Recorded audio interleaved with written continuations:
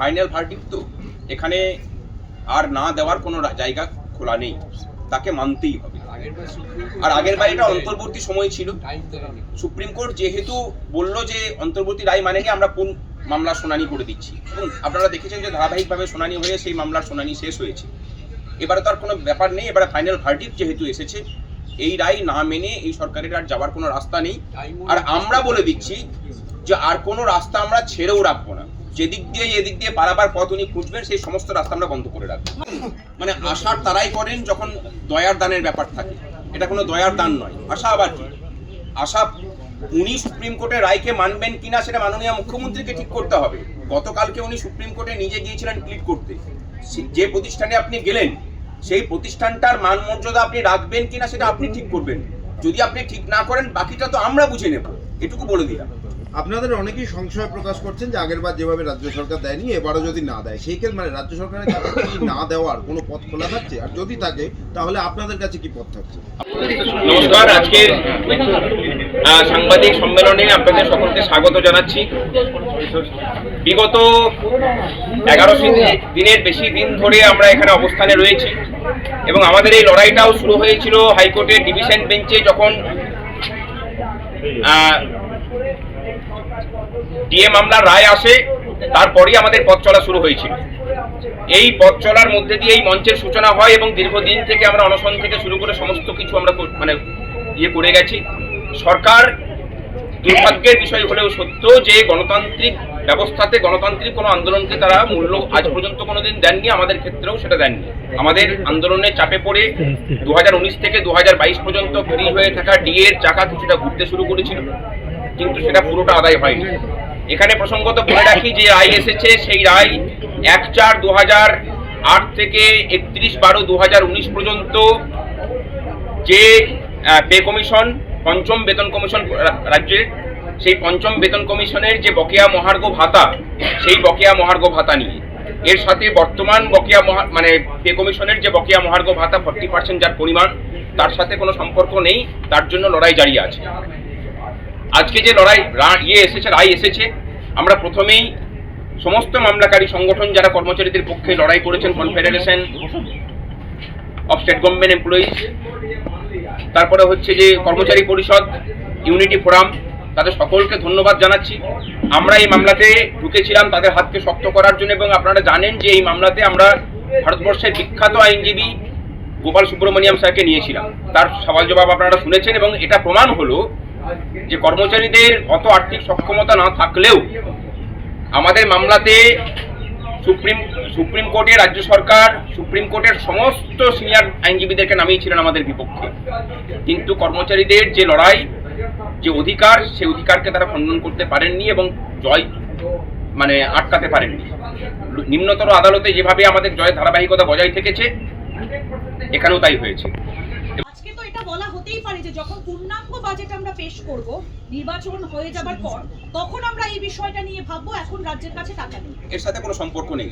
রাজ্যের টাকা না থাকার কথা তো সুপ্রিম কোর্ট খণ্ডন করিয়ে দিয়েছে, সুতরাং এই কথা বলতেও পারবে না।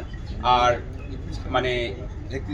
এই 31শে মার্চের মধ্যেই তো এই যে অস্থায়ী বাজেট, সেই অস্থায়ী বাজেটের কার্যকাল তো সেই সময়টা এখন সময়সীমার মধ্যেই থাকছে, সুতরাং তারপরে তো আর থাকছে না। সুতরাং এটুকু বলাই যায় এই সময়ের মধ্যে মানতে হবে। এই কমিটি যে গঠন করা হলো, কমিটির উপরে আপনাদের ভরসা থাকবে, কারণ এখানে যে আর্থিক যে ব্যাপারটা সেটা তারা তুলে ধরবে।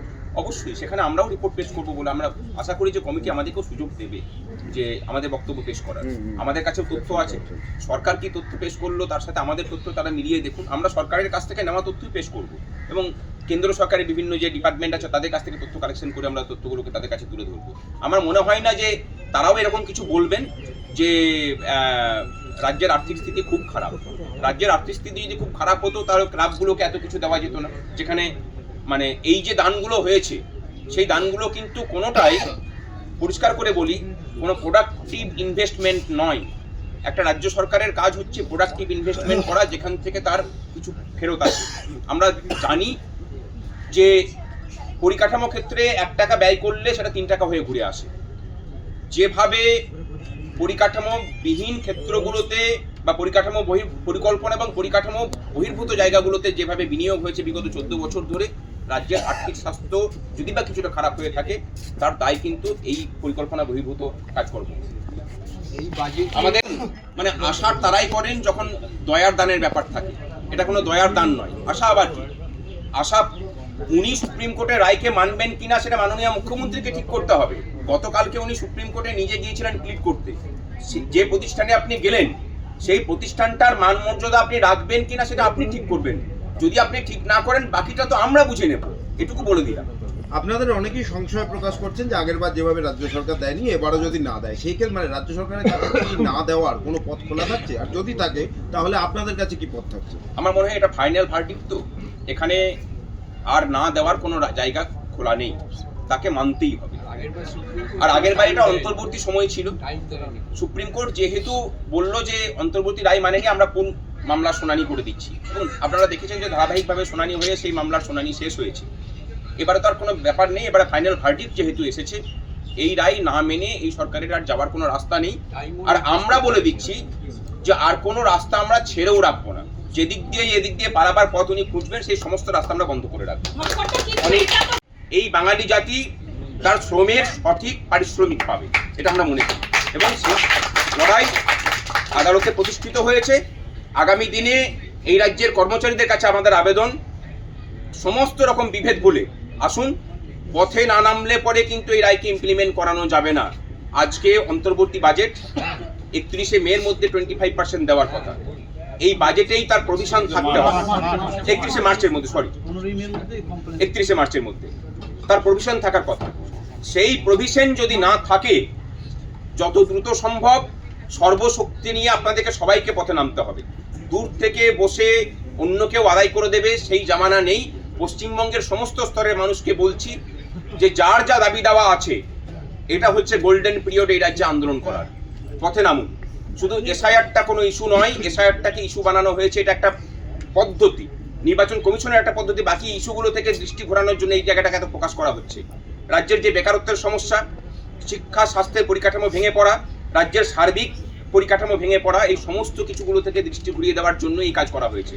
আসুন সকলে মিলে লড়াই করি, এই রাজ্যটাকে সঠিক পথে ফেরাতে হবে, রাজ্যটাকে বাঁচাতে হবে, এবং সেই রাজ্য বাঁচানোর একটা লড়াইয়ের প্রথম জয় হলো সুপ্রিম কোর্টে আজকে।